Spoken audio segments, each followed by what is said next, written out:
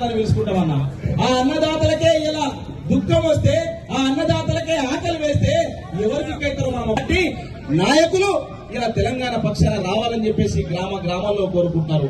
అందుకని ఒక పాట ఉండే కదన్న, సారే మళ్ళా సాగాన పల్లెలల్లా మళ్ళా సారే రావాలంటున్నారే, తెలంగాణ పల్లెలల్లా మళ్ళా సారే రావాలంటున్నారు,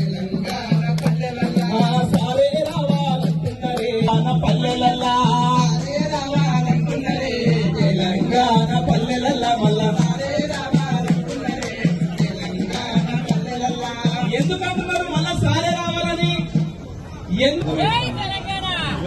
ఆలి మెడలోన తాలిని కూడా మమ్మీ, ఆలి మెడలోన తాలిని కూడా మమ్మీ వేసినావే, అన్నం పెట్టిన రైతన్నని ఆకలి మిగిలెనురా, ప్రణాళికలు ఎన్నెన్ని మారినా బతుకు మారలేదే.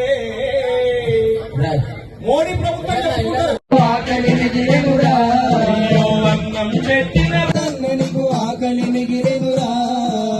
సారు మాకు ఆకలే ఉంది, మా పొలాలు ఎండిపోతున్నాయి, నువ్వు ఉన్నప్పుడే బుక్కడు బోండే సారు అని చెప్పేసి.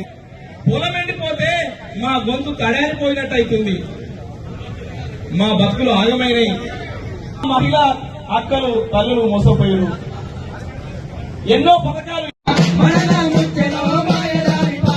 నిన్న పెద్ద సార్ ఒక మాట అన్నాడు, ఏమన్నాడంటే అచ్చిన కరువు కాదు తెచ్చిన కరువు అన్న, ఇది వచ్చిన కరువు కాదు. మళ్ళా తెలంగాణలో గిసొంటి పాటలు పాడతాం అనుకోలే. సేలల్లా నీళ్ళు మర్చిపోవే వానమ్మ, వానమ్మ వానమ్మ వానమ్మ ఒకసారి